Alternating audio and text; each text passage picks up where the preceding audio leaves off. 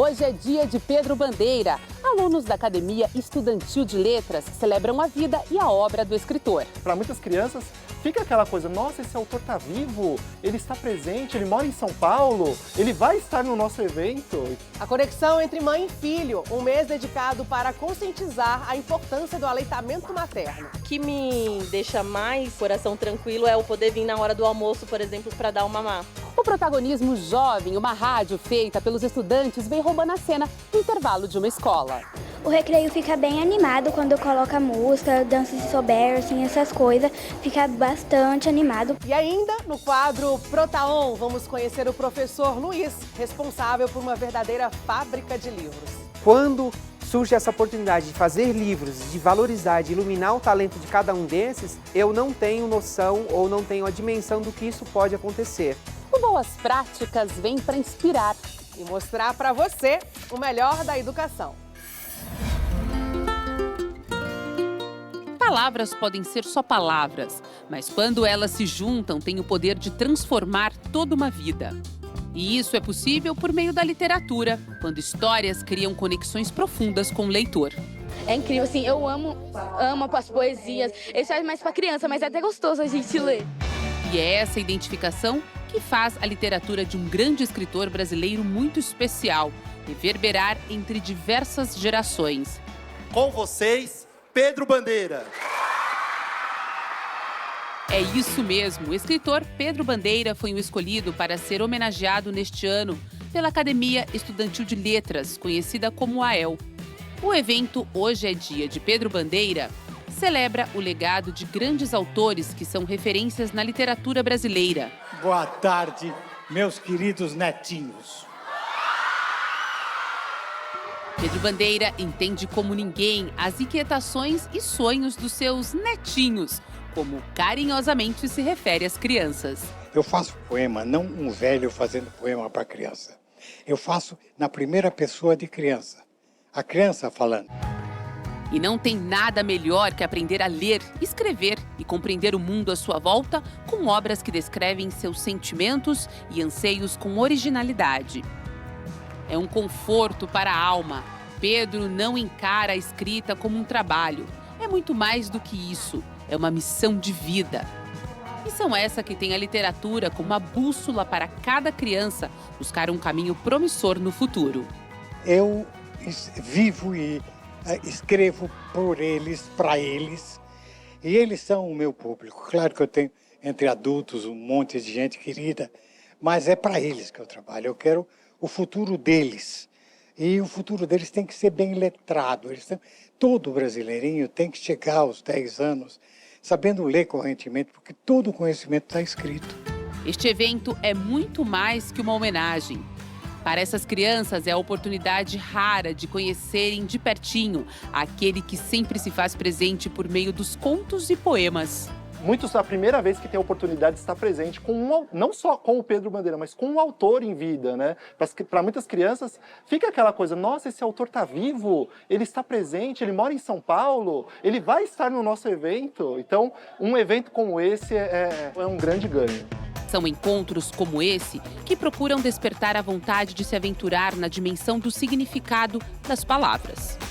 Pedro Bandeira é de uma geração de escritores que tem outros grandes, como Ana Maria Machado, Ruth Rocha, entre tantos, que conseguiram, com muito talento, elevar a literatura infantil e a literatura infanto-juvenil para outro patamar. Porque eles conseguiram, com muita sensibilidade, fazer obras que respeitam, não subestimam as crianças.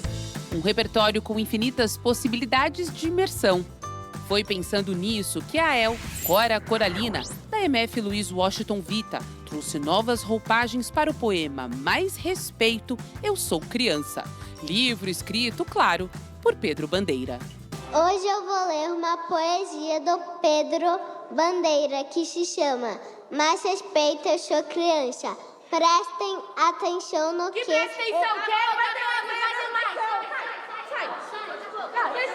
Nós fizemos uma brincadeira que é um metateatro. É o teatro dentro do teatro, que a gente faz essa quebra, né, da apresentação tradicional da leitura de poesia, e de repente chegam umas figuras autoritárias proibindo a arte, proibindo a alegria, até o sorriso, né? Através da poesia do Pedro, eles vão falar, não, a gente quer ser feliz. Só que semanas antes deste dia, muito ensaio aconteceu. As palavras do escritor saltam das páginas para o palco, ganhando potência para reverberar em outras artes. Ele diz o seguinte, que ele gosta de escrever poesia, porque a poesia serve para todas as idades. E a poesia, ela lida principalmente com uma questão que é o sentimento, que a poesia sem sentimento, ela não tem a finalidade. Homenagear um escritor com um legado como o de Pedro Bandeira é uma baita responsabilidade. Toda obra é importante, porque ele fala diretamente para cada faixa etária, ele fala diretamente com um determinado assunto, ele faz uma adaptação da linguagem, das palavras, ele gosta de enfatizar isso.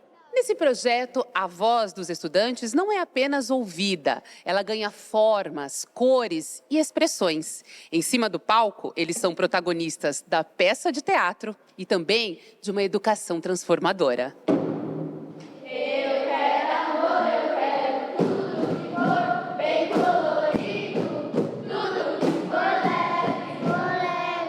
No teatro, ele não é feito só de atores. Eu sempre busco os pontos positivos de cada grupo, a identidade do grupo, e eles têm muita proatividade. Eles gostam de interagir, gostam de colaborar. Então, desde a seleção da obra até mesmo o ponto final, a apresentação, eles estão sempre colaborando, sempre sugerindo alguma coisa nesse sentido.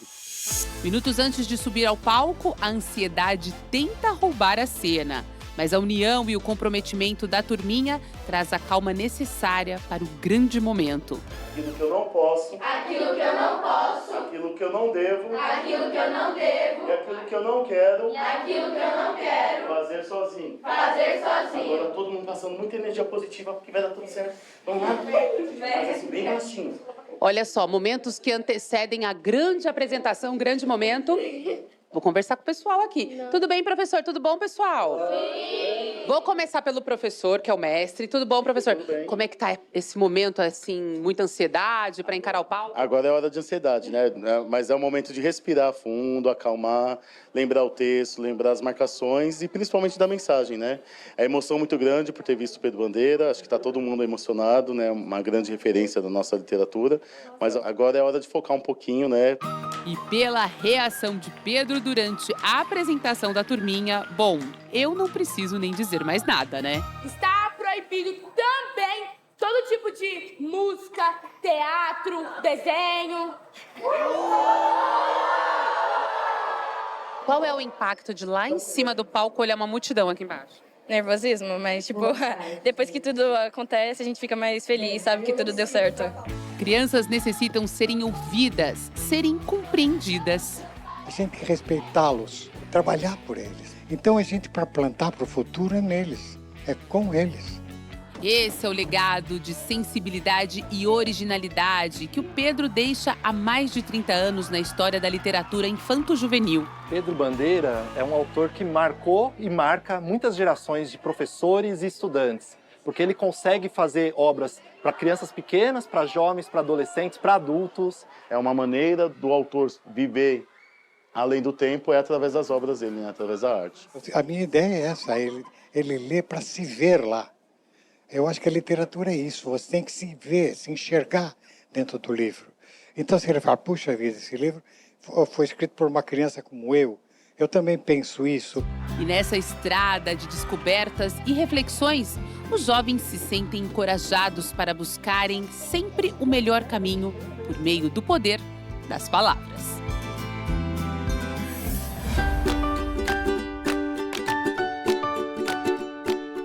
Chegar aqui no SEI José Salvador Giulianelli é uma felicidade, tanto para os pais que deixam os filhos, como para os bebês que passam um dia na creche. Bom dia, você tá bem, meu amor? Uma felicidade que tem sabor de casa. E o leitinho da Anne, por exemplo, está garantido enquanto ela estiver por aqui. Detalhe importante é o leite materno. Eles sempre incentivaram a trazer também mais leite, porque caso não conseguisse, podia tentar dar novamente em pouco tempo, já para a criança não ficar com fome, né? O anseio de poder continuar amamentando os filhos, mesmo enquanto estão na creche, tem uma resposta tranquilizadora por aqui. O próprio SEI já comunica a essa família que é possível fazer a amamentação no SEI. E aí, quando o bebê chega ao SEI, na primeira semana que a gente faz o acolhimento, faz todo o processo de adaptação, existe uma conversa sobre como proceder na amamentação ou, inclusive, na retirada do leite para um congelamento para que a gente possa oferecer durante a permanência do bebê no SEI. As mães que não podem vir amamentar são orientadas sobre a retirada do leite. E o leite, quando chega, recebe todos os cuidados para o armazenamento e o uso. O leite materno, ele não fica quente, ele só descongela, porque é a temperatura que a criança sente ao mamar no seio da mãe. O leite materno, ele é considerado um alimento único. Ele também passa os anticorpos para ajudar no sistema imunológico da criança. O momento de deixar a criança na escola, para muitas mães, é delicado e sensível. Um ambiente escolar que promova e garanta o aleitamento materno é fundamental para trazer mais saúde para os bebês e também segurança para as famílias e para as mães. Com o conforto e tranquilidade de que os bebês estão bem tratados e amamentados, as mães podem seguir confiantes para o trabalho. Como eu fiz essa adaptação gradual, para mim me deixa um pouco mais tranquila saber que ela vai ficar integral porque ela está sendo bem cuidada aqui. E o que me deixa mais com o coração tranquilo é o poder vir, então eu trabalho aqui próximo, então eu poder vir na hora do almoço, por exemplo, para dar o mamar. Outras mães vão preferir numa sala dos professores, outras mães preferem ficar aqui na entrada, outras mães preferem o espaço do refeitório. Então a gente tem vários espaços onde essa criança e essa mãe vão poder efetuar a amamentação. Quem já amamentou sabe que nem sempre é fácil. Por isso, o acolhimento e a troca de experiência nesse momento é sempre necessário. Eu senti que para essa reportagem, falar sobre a minha história como mãe foi importante também para essas mulheres. Eu não tive a mesma oportunidade que vocês estão tendo de uma escola que trabalhasse o acolhimento, né? Do bebê, o acolhimento da família para promover o aleitamento materno. Eu optei por amamentar minha filha livre demanda durante 2 anos e 3 meses. E foi importante para a gente poder fortalecer o nosso laço de mãe e de filha. Mas, na época também, se eu tivesse tido a oportunidade de ter uma escola que trabalhasse o acolhimento, eu também não teria parado a minha carreira, por exemplo, para poder ficar com a minha filha em livre demanda. Para mim foi primordial esse acolhimento que tem aqui na escola, foi, na verdade, decisivo para deixar a Mariana, né? Eu consegui continuar a mesma rotina que eu mantinha em casa aqui no SEI, né? Então, ele serviu também como uma rede de apoio da minha família, continuar a amamentação do meu filho aqui na escola. Amamentar é mais do que apenas alimentar um bebê. É um ato de amor profundo e de conexão única entre mãe e filho. A importância da amamentação é sempre destacada nos meses de agosto. A gente está celebrando o mês de agosto, agosto dourado, que fala de amamentação, né, de aleitamento materno e como isso é importante. A campanha Agosto Dourado teve início em um encontro entre a Organização Mundial da Saúde, a OMS, e o Fundo das Nações Unidas para a Infância, o UNICEF, em 1990, em Nova York. Desde então, todo ano são intensificadas ações de conscientização e esclarecimento sobre a importância da amamentação. A importância da conscientização, né, na SEIS é porque, assim, eu mesma, quando voltei de licença maternidade, eu me senti muito acolhida, né, porque foi me possibilitado, né, a oportunidade de amamentar em livre demanda e a gente consegue amamentar, né, continuar a amamentação e é muito importante. Durante a amamentação, um vínculo poderoso que transcende palavras entre mãe e filho é criado.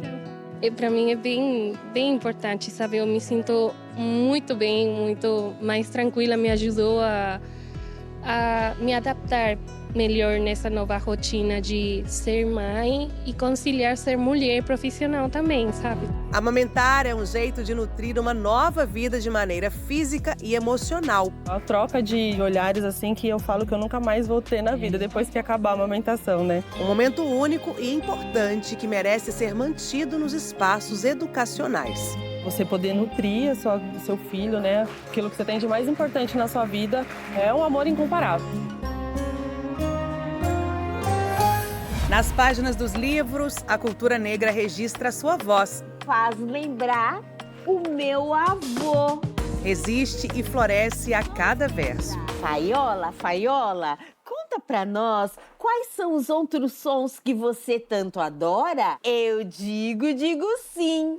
É o som do agogô. Nós temos uma visão de mundo que nós estamos imprimindo a partir da literatura. E a visão de mundo, ela pode contribuir para ampliar horizontes. Ampliar os horizontes desde cedo contribui para fortalecer a identidade dos estudantes. Dos principais objetivos que a gente tem é trazer valor, representatividade positiva, é uma representação estética para as crianças brancas e não brancas, para trazer um repertório que de fato possa combater desde o início da vida o racismo estrutural. No SEI Jardim São Joaquim, tudo isso é feito por meio da literatura e da celebração das artistas com o projeto Mulheragens Negras. Eu trouxe para o grupo a leitura compartilhada de um livro que chama Narrativas Negras, que conta a biografia de mulheres negras que têm uma importância social muito significativa, ilustrado e escrito por outras mulheres negras. E aí, a partir desse estudo, dessa leitura compartilhada, veio o desejo do grupo de que a gente também pudesse mulheragear essas pessoas. Mulheragear significa, nesse contexto, homenagear mulheres que seguem influenciando na educação antirracista.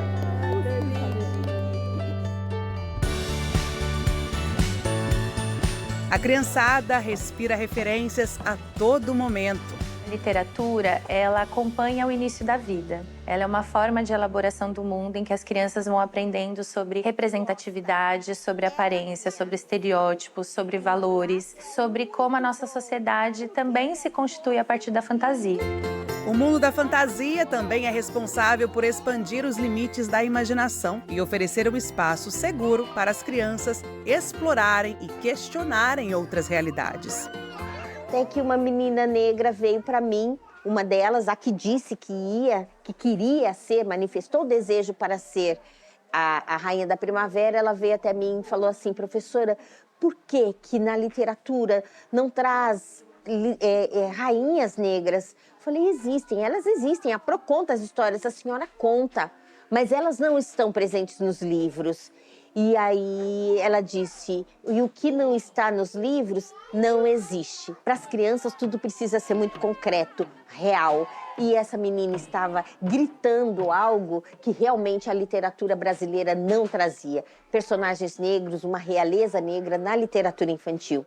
E a cada etapa do projeto, a identidade dessa criançada vem sendo fortalecida. Ao verem seus traços e histórias refletidas nas páginas dos livros, as crianças se identificam e se empoderam.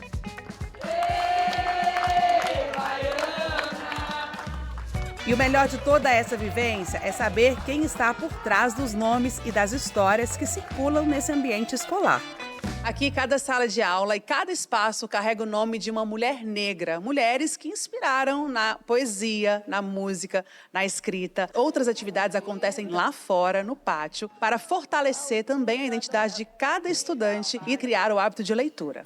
Essas mulheres que você está vendo fazem parte de um legado de força e resistência. São escritoras, cantoras e artistas convidadas para participarem de uma das fases do Mulheragens Negras. Várias atividades coletivas acontecendo simultaneamente, com muita troca de informação. Primeira vez que eu vim aqui, eu já fiquei emocionada de ter salas de aula com mulheres pretas, Clementina, Sala Clara Nunes, Sala Elza Soares.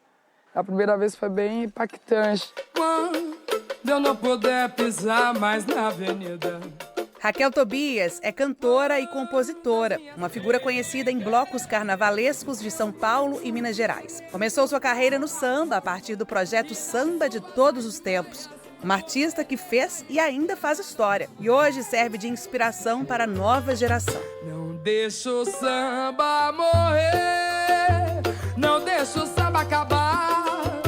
O morro foi feito de samba pra gente sambar.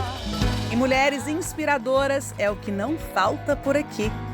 Pessoal, quem é essa daqui? Dona Edith! A Dona Edith! Uma das nossas mulherageadas! A união da literatura e da música com a ancestralidade traz uma dimensão ainda mais profunda para os temas do projeto.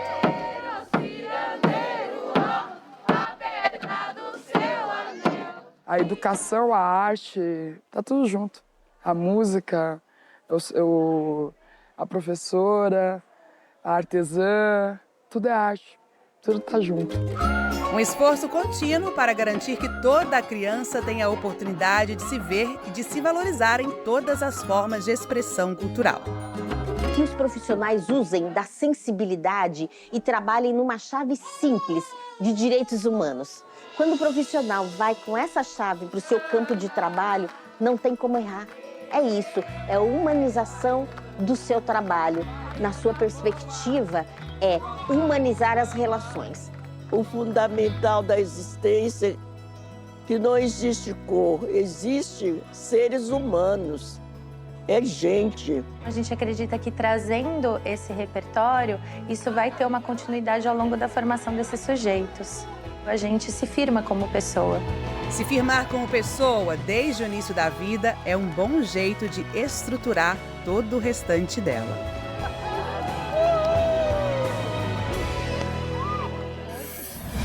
Da teoria à prática, alunos saem da sala de aula em busca de um mundo mais sustentável. Eu acho uma coisa muito boa, assim, falar mais sobre a natureza, o meio ambiente, que é uma coisa que está sendo bem prejudicada hoje em dia. E no quadro Protaon, vamos conhecer o professor Luiz e toda a sua fábrica de livros. É nessa caixa, é nesse carrinho que eu levo ele para tudo quanto é lugar. E aqui eu costumo dizer que é a fábrica de livros ambulante. É no próximo bloco, a gente já volta.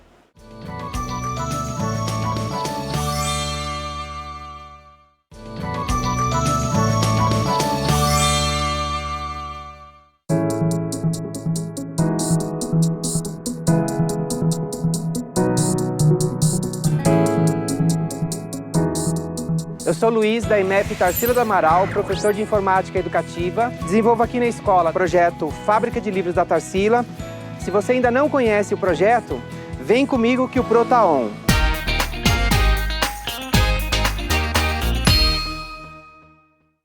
Por mais estranho que pareça, nesse carrinho eu levo as ferramentas para a produção dos livros aqui na escola.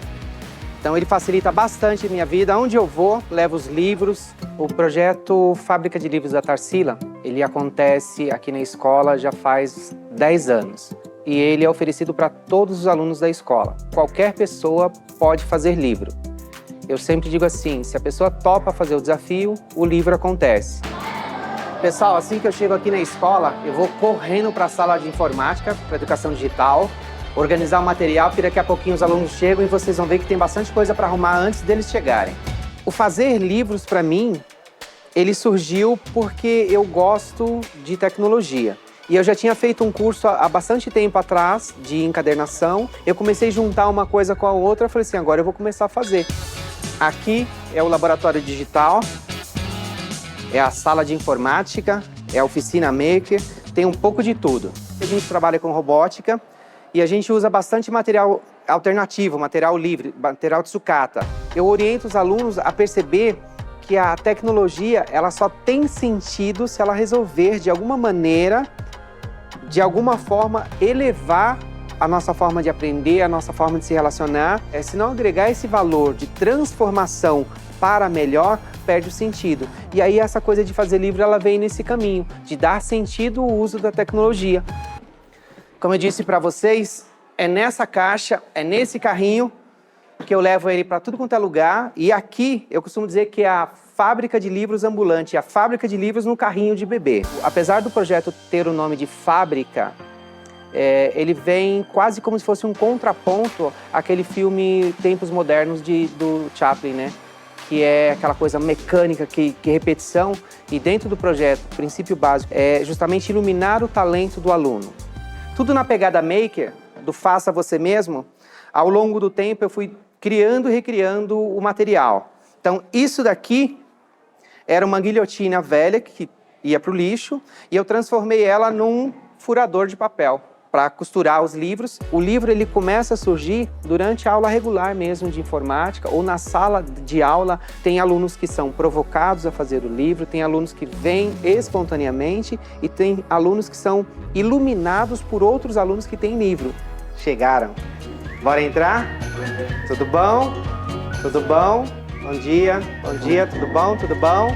Cada um está numa etapa diferente. Tem gente que vai fazer correção do livro, tem gente que vai fazer acabamento para finalizar. E assim que terminar, a gente vai imprimir, cortar, colar, costurar. Há um tempo atrás, eu vi um aluno rabiscando a carteira. Fazia limpar e já dava todo aquele discurso que está depreciando o patrimônio público e tal. Com essa proposta de fazer livros na escola, eu já tenho agora uma abordagem totalmente diferente. Eu chamo ele de canto e falo, e aí, tu tem mais desenhos desse daí? Vamos fazer um livro? E essa abordagem ela tem dado certo. O que a gente vai fazer agora é justamente montar primeiro a capa, que é fazer a laminação. E aí o acabamento fica aquele requinte gráfico. Pode ser um livro individual, pode ser livro em parceria. Ele é feito por, para e com. Tem alunos que não querem pôr a mão na massa. Tem alunos que já querem fazer, tem alunos que já querem fazer desde o início do processo. Não tem uma métrica como se fosse uma fábrica de uma linha de produção que faz tudo certinho, todo mundo igual. Não, é tudo muito orgânico. Então você faz um rolinho assim, ó, e vai fazendo, ó, para frente e para trás. E essa mão aqui não para, ela vai andando e essa vai acompanhando. Bora lá? Faz aquela trouxinha, isso. E acelera, meu filho. Você desenha bem, ou você escreve bem, ou você fala bem. Vamos transformar isso num livro? Então, qualquer motivo é um bom motivo para ser transformado em livro. Eu desenho, acho que desde uns 7 anos, por aí. Daí eu quis melhorar meu traço e corri atrás disso. Os seus desenhos dá para ser reconhecido assim de longe. Qualquer pessoa que olhar em cima da mesa um monte de desenho, sabe qual é o seu desenho. Ao longo desses 10 anos, já foram produzidos 150 livros diferentes. Destes 150, 47 foram registrados na Câmara Brasileira do Livro. Eles têm ficha catalográfica, ISBN, código de barra. É livro formalizado. Próxima etapa é fazer encadernação grampeada. É o jeito mais simples e mais prático, mais rápido. Mas a gente está utilizando essa opção porque o livro, quando ele tem poucas folhas, poucas páginas, ele fica fininho. A gente não consegue fazer aquela lombada na parte de trás para ficar quadradinha. E coloca um aqui, faz a mesma coisa do outro lado, a ver se está tudo alinhado as folhas e coloca o grampo aí. Pronto. Esse é o segredo para ela não ficar se movimentando. Bora fazer. Vi que na Câmara Brasileira do Livro qualquer pessoa pode registrar. Só que tem que pagar uma taxa. Falei, tá, vou pensar em estratégias. Aí fui lá, fiz o meu primeiro livro, comecei a vender o livro e aí, juntando, registrava um livro. E aí eu comecei a gostar da brincadeira. Agora falta fazer o acabamento final. Segurou, isso, e aí baixa a alavanca, vai até o final. E corta igual manteiga. O projeto Fábrica de Livros, para além do fazer livros, ele tem, assim, várias intenções. Uma delas é despertar a pessoa que ela é capaz de fazer. E isso não é matemático, isso depende muito. Tem muitas camadas que a gente tem que ir tentando acessar até chegar a despertar no menino, na menina, essa coisa do protagonismo. Mas é legal ver que em vários livros tem uma dimensão que na vida comum escolar, enquanto educador, na sala de aula, a gente não conseguiria acessar. Eu consigo perceber essa evolução dos alunos, essa apropriação da questão da autoria, essa valorização dessa habilidade que eles têm, não só no aluno, mas dentro da sala de aula e dentro da própria família. E ele começa a ter uma posição que ninguém vai falar por ele. É ele que está falando. Como é que foi chegar com um livro em casa e mostrar para todo mundo? Todo mundo ficou emocionado, né? Porque ninguém estava sabendo de nada, eu cheguei de surpresa. Agora a gente vai fazer uma encadernação do livro do Emerson. Para facilitar a minha vida e acelerar o processo de produção, eu preparei aqui um furador adaptado, já está na medida certinha. É só encaixar ele aqui na base, coloca ele aqui de acordo com a orientação da seta. Fez isso, tcharam! como é ter um livro pronto nas mãos, que a gente começou e terminou. A sensação é muito boa de eu ter realizado um sonho meu, de ter um livro já finalizado. Então, é legal ter essa sensação. Em relação ao desdobramento e os frutos do projeto Fábrica de Livros, eu acho que dá para contabilizar um monte de coisas. Por exemplo, a aluna Yasmin, ela foi a primeira menina aqui da escola que produziu o livro e hoje ela está na faculdade e, para minha alegria, você continuou produzindo. Escrita acho que é uma coisa que nunca sai de mim. Criar, não só para a parte da escrita, mas para desenhar, porque eu gosto muito de mexer com arte. Como uma parte que me desconecta. Então acho que tá com a escrita tá vivendo também um sonho. Que eu tô ali e eu posso colocar eles em prática. E aí eu provoquei ela, você não tem material para fazer mais um livro, tá? Ela falou, inclusive eu tenho. Eu falei, então bora fazer. E o seu livro já está pronto. Aqui em primeira mão, aonde é a parte que eu mais gosto de todas, que é quando a obra encontra a criadora, onde a pessoa vê a ideia dela concretizada no objeto livro.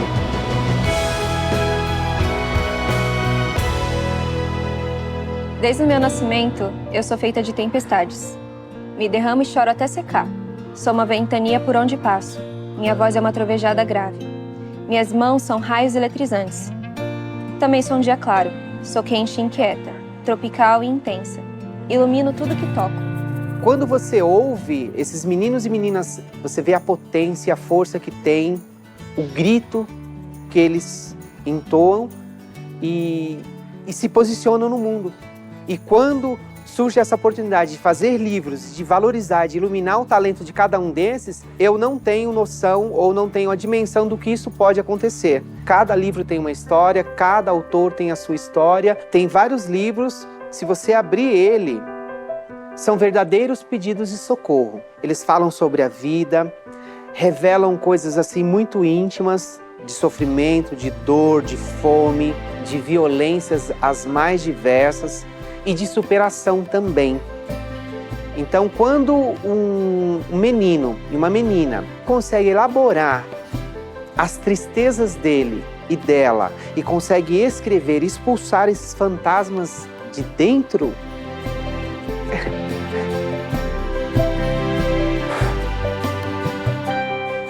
isso é sensacional.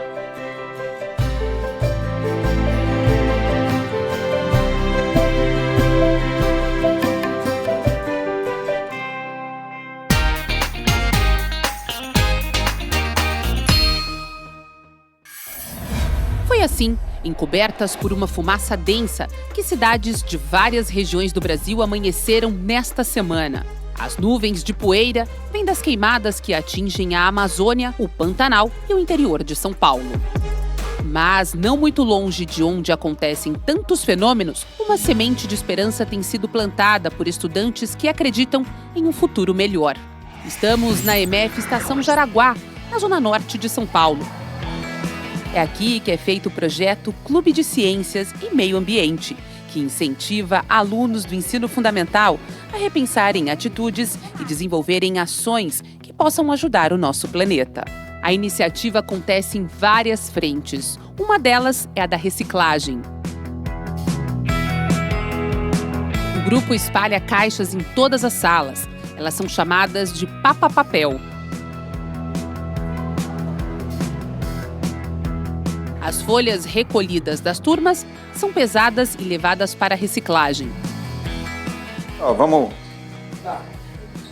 Deixa aqui no meio. O que a gente está ganhando com a reciclagem do papel? Vida de árvores. Menos árvores para ser cortadas, né? Menos áreas naturais para virar áreas de reflorestamento. Desta vez, a quantidade foi menor do que nas semanas anteriores. A gente tem papel amassado aí? Bom, deixa aqui. 1.559 gramas. Quanto dá isso em quilo? 1,59 kg. 1 quilo e 500 gramas. 500 gramas. Perfeito. Legal. o que significa que é hora dos próprios alunos relembrarem a importância dessa atitude. Está querendo falar aqui sobre a conscientização do meio ambiente. A gente achou também máscara, né? Aqueles potes de Danone, sim, bolinha de papel. E bastante lixo. Um dos princípios do projeto é que o cuidado com a natureza é uma atitude que deve ser passada dos alunos maiores para os menores. Por isso, são os próprios estudantes que tomam a frente na conscientização dos colegas. Quando a gente amassa o papel, ele perde as fibras e as celuloses dele.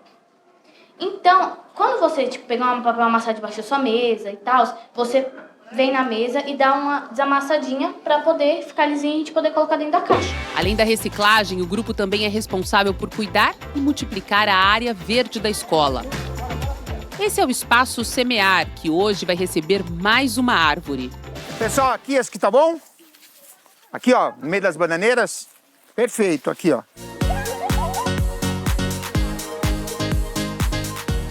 Quem achou que essa repórter aqui que vos fala não colocaria a mão na massa? Errou. Errou, porque a Emily e essa galerinha aqui me convidaram a fazer uma plantação agora? Sim.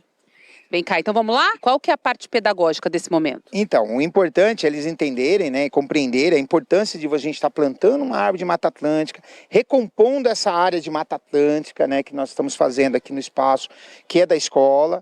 É justamente para criar essa floresta que as crianças têm esse empenho todo. Grande momento, vamos lá? Isso, gente. Essa ação aqui marca o protagonismo dessas crianças nesse projeto. Porque ao fazerem essas ações, eles vão aprendendo bastante sobre preservação da natureza. Essa é a 26ª árvore plantada por eles. Todas pelas mãos dos alunos. Os alunos, todos os alunos. Então agora que já está feito, eu quero uma salva de palmas. Vamos lá. A necessidade de criar práticas significativas fez com que a gente pensasse em formas de ensinar os nossos alunos de maneira mais concreta. Você ter uma escola que detém uma área verde, a gente entende que é um enorme privilégio, né? E isso torna, né, o ensino ainda mais importante, porque os nossos alunos eles têm um contato diário com uma área que ela é extremamente escassa na cidade. A área que agora também está sendo mapeada pelas crianças. O resultado desse trabalho vai se tornar um inventário com todas as árvores catalogadas. Então, aqui nós vamos começar a fazer a medição do espaço. Desce, Enzo. A gente planta, acompanha o crescimento das árvores, cuida delas e também a gente preserva, né? Aqui a gente consegue ver se o ar está mais úmido ou menos úmido. Aqui a gente consegue ver a temperatura com a seta aqui, mais para cima, mais para baixo. E esse aqui a gente vê a chuva, a quantidade de chuva que choveu no mês. A leitura dos dados traduz a situação do clima na região da escola.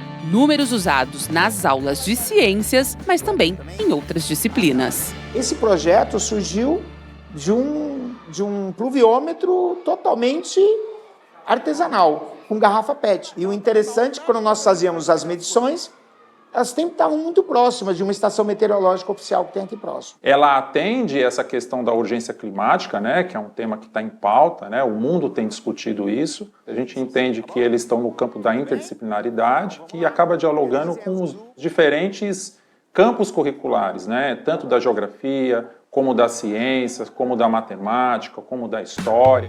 Aqui, os conceitos ganham forma, se refletem nos números e passam a ser mais concretos para as crianças. Tá 50 aí, cada risquinha 2. Eu prego nas minhas aulas que a investigação é tudo. A gente aprende ciência sendo curioso, investigando. E aí, quando eu tiro os conceitos que estão do papel, que está dentro do livro, e aí eles conseguem mexer, palpar, tocar esses conceitos, isso é muito importante para a vida deles, significativo. Quando se fala em mudança climática, ela não está longe, ela está perto da gente, ela afeta o nosso espaço. Qual é a nossa missão em relação a isso? A gente pode fazer alguma coisa, né? Eu acho uma coisa muito boa, assim, falar mais sobre a natureza, o meio ambiente, que é uma coisa que está sendo bem prejudicada hoje em dia. O melhor projeto acho que eu já fiz. É um assunto que eu gosto bastante de participar. E é mais fácil aprender em um ambiente diferente. Esse é o objetivo do projeto, mostrar que cada um pode fazer a sua parte. Plantar uma árvore, diminuir a quantidade de lixo, ser mais consciente com os recursos naturais. Atitudes pequenas que nos permitem transformar, juntos, o futuro do planeta.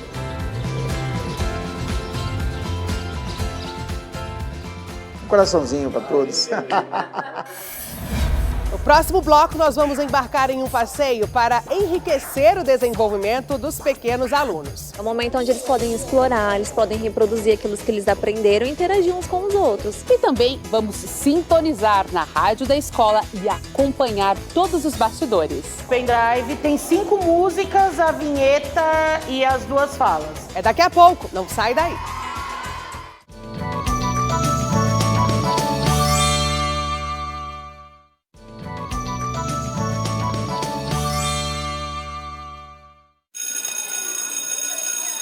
Quando a garotada ouve esse som, já sabe que é hora de respirar entre uma aula e outra, papear com os amigos, descansar, se divertir. Tudo isso acontece no intervalo escolar. Mas na EMF José Américo de Almeida, esse momento tem um gostinho ainda mais especial graças a uma rádio. O recreio fica bem animado quando coloca música, dança se souber, assim, essas coisas. Fica bastante animado, o povo começa a dançar, faz batalha de dança, um monte de coisa. A central de imprensa começou no início do ano passado, então ela engloba 2 projetos, que é a Rádio Américo FM e a Revista Américo. E esses projetos, eles fazem parte da Educomunicação. Então, eles trabalham tanto a parte da revista quanto a rádio, que aí eles fazem a programação diária para tocar nos intervalos. Todos fazem um pouco de tudo, mas são os alunos que estão à frente dessa aventura sonora. Tem gravação do Esportes Mais. Eu comecei a fazer o roteiro, mas tem que finalizar. Eu fiz o roteiro para 3 pessoas. Quem quer gravar? Fechou. Eles têm um programa de esportes todas as segundas e programas musicais no resto da semana, com músicas pedidas por alunos e professores. O pendrive tem 5 músicas, a vinheta e as 2 falas. Já tem o resultado dos jogos do Campeonato Brasileiro? Tá terminando? E pela Série A, as meninas estão pesquisando. Então a gente vai pôr os resultados? Hoje a gente tá meio que narrando o intervalo e falando as músicas que vão tocar e falando dos esportes, que a gente tem o programa de Esportes Mais, que fala dos resultados dos jogos e essas coisas. E é bem legal fazer essas coisas assim, porque a gente ganha bastante conhecimento. Agora todo mundo pode se manter bem informado com os próprios estudantes como narradores. Bom dia, boa tarde. Essa é a Rádio Américo FM e esse é o Esportes Mais. Internacional e Palmeiras empataram em 1-1 e Corinthians e Juventude também empataram em 1-1. O que é mais difícil, eu acho que é, por exemplo, não rir durante as gravações, porque pra gente, às vezes se uma erra uma palavra, a gente acaba rindo um pouquinho. Ou se alguém começa a falar no meio da gravação, então eu acho que pra mim é acabar sem querer não rindo. Aí é legal, não é tão difícil, mas dá um nervoso. Quando nós estamos gravando. Eu acho legal, porque ao mesmo tempo eu fico meio que emocionada. Cara, sou eu mesma que estou falando, que estou me vendo. E bate aquela emoção, né? Porque a pessoa sente o orgulho de si mesma, né? Até a próxima. Tchau! O projeto da rádio não só deixa o currículo escolar mais interessante, mas também prepara a garotada para o mundo digital em que vivemos. A gente aprende a editar, a gente aprende mais sobre as regiões, a gente aprende mais sobre música em si, sobre cultura. Quando a gente pesquisa música, se a gente não entende alguma coisinha ou outra, a gente coloca letra. Mas a gente é obrigado a ouvir a música toda para ver se não tem nada demais. Porque se tiver realmente alguma coisa demais, a gente tem que cortar para não ir pro recreio, coisas assim, sabe? Eles se expressam através da rádio. Então, quando você abre, mesmo um aluno que não participa do projeto, ele pode pedir música, é uma maneira que ele se expressa. Quando você usa lá o aluno que está ali no projeto, ele tal dia é só escolha de vocês, você tem que pesquisar. É uma forma de contribuição. Quando eles fazem a pesquisa, a curadoria ali, para ver se aquela música é legal, visual. A professora, ela fala se uma música tiver muito palavrão ou mostrar muito, falar muito de partes íntimas, não pode. Aí a gente ouve primeiro, se puder, a gente anota no papel, depois entrega para a professora. Aí ela faz o programa, ela pede pra gente fazer, aí coloca para tocar no recreio. Se divertindo, os alunos também aprendem e já começam a dar indícios de uma melhora no desenvolvimento deles. Então, o projeto da rádio acabou explicitando a necessidade de escolher boa música, né? E que dá, sim, para ser divertido. Eles aprenderam a fazer a leitura antes da letra, né? Ver qual que é o impacto daquela letra dentro da escola. Eu percebo um amadurecimento neles nesse sentido. Então, eles poderem participar e serem protagonistas ali no que vai tocar durante o horário de intervalo, deixa eles com mais vontade de pesquisar e ir atrás. A gente edita as músicas para colocar elas em ordem certinhas, para não ficar estourado o áudio. Eu gosto de editar porque não é muito trabalhoso, mas também é bem divertido fazer, já que a gente escuta algumas músicas que a gente não conhece. A professora faz a edição final e o programa está pronto para ir ao ar.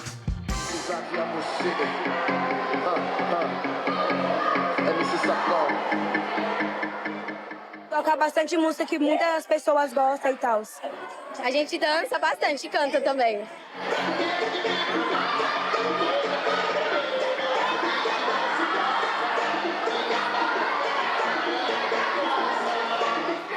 Acho muito bom, gostei. Eu acho que o intervalo está mais movimentado.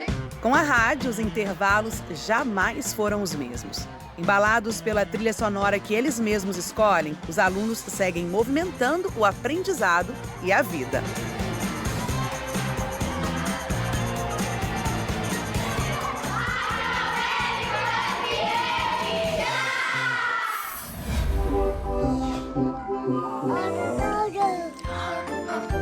Olhares que se encontram com a arte, ainda nos primeiros anos de vida.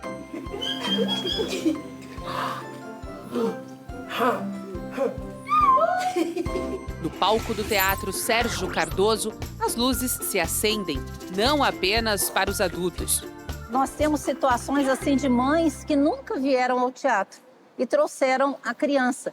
Então, uma dupla satisfação ver uma criança trazendo um adulto e os dois se encontrando dentro da arte aqui no Teatro Sérgio Cardoso. Quando a arte nos toca, ela cria conexões profundas.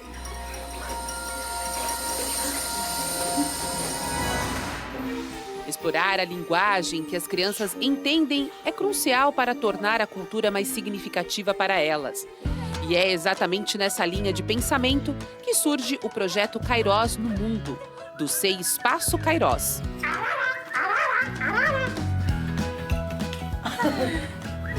Momento onde eles podem explorar, eles podem reproduzir aquilo que eles aprenderam e interagir uns com os outros. O teatro se transforma em um cenário próspero para os pequenos. Eu acho que nós que trabalhamos, em áreas periféricas, a gente tem essa obrigação de trazer as crianças para esse acesso à cultura. Ele é fundamental na formação dos bebês e crianças, desse cidadão, desse sujeito mesmo de direitos, e eles gostam disso.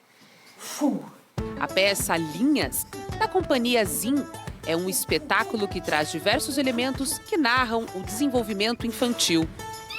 Desde o começo da pesquisa, a gente se colocou no mesmo plano que os bebês e as crianças, entendendo que a comunicação com eles, não é só pela verbo, pela palavra, e que também ela pode ser gestual e ela pode ser corporal. Então, a gente pensa numa peça que ela é gestual, que ela comunique, que ela acolha também, porque a gente sabe que o teatro é um espaço diferente.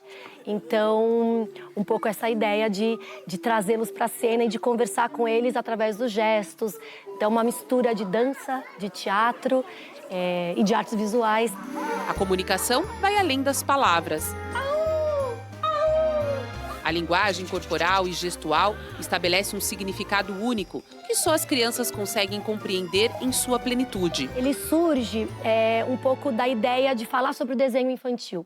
Como que as crianças, os bebês, nós, seres humanos, desenhamos, Que linguagem expressiva essa é a do desenho e do olhar. Então, a gente começa com a descoberta das mãos E aí a gente vai criando esses riscos no espaço, esse corpo que desenha o espaço, esse espaço que é todo branco e vai começando a ter os seus riscos. Uma apresentação singular, carregada de sensibilidade e criatividade.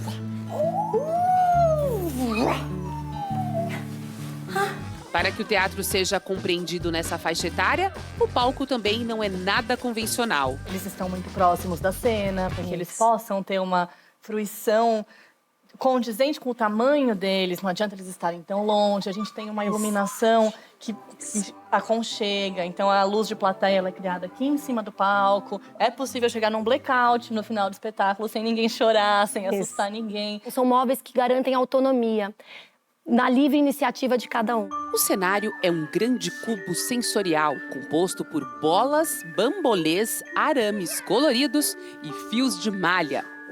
Cada elemento é um convite à exploração e à descoberta. Uma experiência que valoriza as particularidades do universo infantil e que transforma a vida dos atores também. Eu sempre brinco que fazer teatro para bebês seria todos os atores do mundo deveriam fazer, porque tira totalmente o nosso ego. A gente não está aqui para eu fazer uma grande performance maravilhosa. Eu estou para estabelecer um diálogo, que é um diálogo intercorpóreo, né? Entre corpos. Então é olho no olho, é escuta. Esse é um dos momentos muito especiais por aqui. Isso porque as crianças ficaram tão envolvidas com a cena que eles passaram a fazer parte do teatro. Um momento de fazer arte, mas também se divertir. Não existe idade para consumir a arte. E esse projeto é a prova disso. E a gente vê a carinha deles quando entram e a carinha deles de felicidade quando estão indo embora. E a gente forma consumidores de cultura exatamente aqui, com essa idade, trazendo essas crianças. Eles são o futuro da arte e da cultura. Um encantamento que consegue estabelecer um diálogo com ganhos mútuos. Quando a gente acredita também na potência que é esse bebê, que é um ser agente, que tem possibilidade, que tem escolhas, que a gente no sentido de que ele cria cultura, né? Ele tem a cultura própria da infância. Então, quando a gente acredita nessa potência, a gente traz um espetáculo em que eles saem com isso. A gente faz teatro para bebês com o mesmo rigor que a gente faz teatro para qualquer público. Não é menos, né? Não é menos tempo, não tem uma equipe menor. É olhar para eles como a gente olharia para qualquer público. Entre gestos e sons, a união da arte com a infância proporciona um verdadeiro espetáculo de aprendizado e de diversão.